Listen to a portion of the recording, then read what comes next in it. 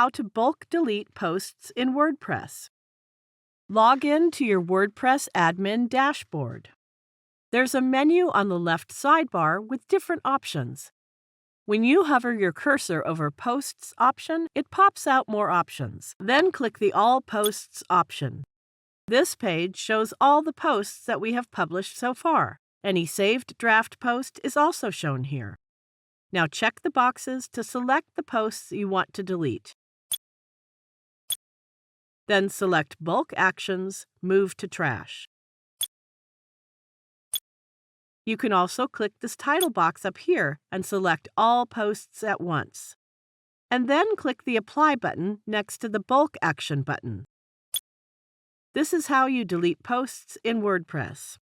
I hope this video is useful for you. Thank you for watching.